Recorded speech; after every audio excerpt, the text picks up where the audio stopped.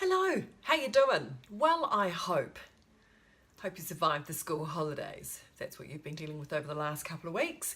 Now, On Chesil Beach is playing on Rialto Channel this week, 8:30 p.m. on Saturday the 4th of May. It's an adaptation of an Ian McEwan novel.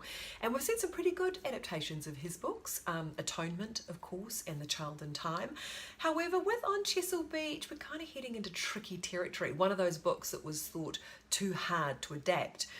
Interestingly, On Chesil Beach has been adapted by Ian McEwan himself from the novella of the same name, and it marks the feature film debut of National Theatre director Dominic Cook. It is a tasteful, largely restrained and handsomely shot period film about a young and innocent couple from differing backgrounds whose relationship unravels on their wedding night. An excellent performance here from Saoirse Ronan, who of course was in Atonement. She plays Florence, and she kind of anchors this exploration of sex and intimacy in the early 1960s.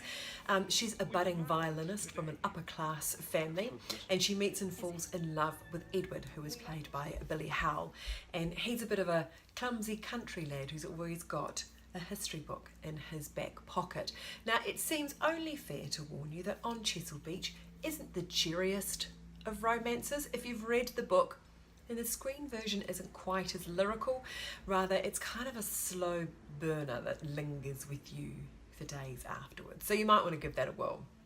Now, I cannot let this week go by without mentioning the killing of a sacred deer. So to celebrate the Cannes Film Festival, Rialto Channel is paying past winners, including this one from Greek director Yorgos Lanthimos. Now, this film is cold, horrifying.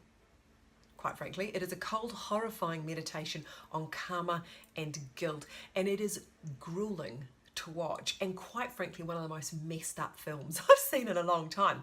It starts out weird, full of mundane chatter delivered in a fake low-key kind of way, and then it just amps up to complete and utter absurdity and very dark comedy. It stars Colin Farrell and Nicole Kidman, and just remember, these are the words I want to use to describe this film: ambitious and audacious.